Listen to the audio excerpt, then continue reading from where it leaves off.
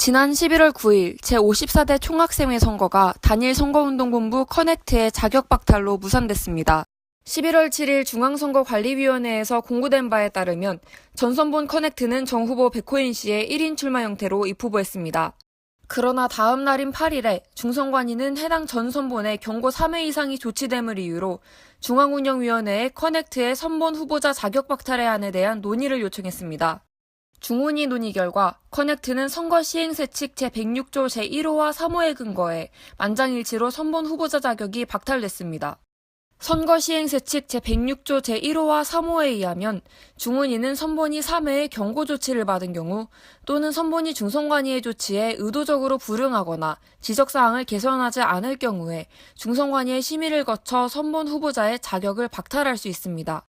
커넥트의 경우 경고 2회 및 주의 6회가 부여돼 최종적으로 경고 4회가 누적됐으며 이 제재 조치들이 모두 타당하다고 판단됐기에 제106조 1호의 상황이 발생한 겁니다.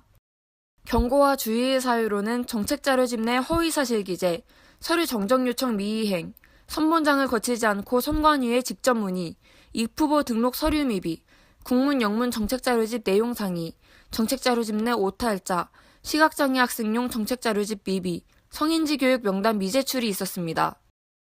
또한 커넥트는 중선관위가 2차례 요구했음에도 정책자료집을 비롯한 입후보 등록 서류의 수정본을 제출하지 않았기에 제106조 3호의 상황이 발생했습니다. 우리 대학교 일부 익명 커뮤니티에선 해당 조치의 공정성에 의문을 제기하는 반응도 있었으나 중선관위 측은 해당 조치들이 세칙에 근거한 공정한 판단이었다고 밝혔습니다. 중선관위는 세칙과 회칙에 근거하여서 선거를 공정하고 민주적이게 진행하기 위해서 노력하고 있습니다. 중선관위에서 각 선본에게 내린 제재 조치 역시 세칙에 근거하여서 중선관위가 적절히 판단한 것이라고 생각합니다. 중훈위에서 중선관위의 판단이 그대로 수용된 것으로 그것이 증명될 수 있다고 생각합니다. 한편 우리 대학교 익명 커뮤니티 내에서의 중선관위원이나 중훈위원 개인에 대한 무분별한 비방이 문제가 되기도 했습니다.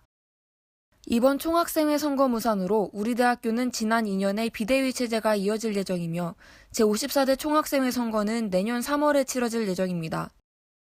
학생을 대표하는 총학생회의 자리는 그 중요성이 크기에 연세 학생 사회를 위한 학생들의 신중한 선택이 필요해 보입니다.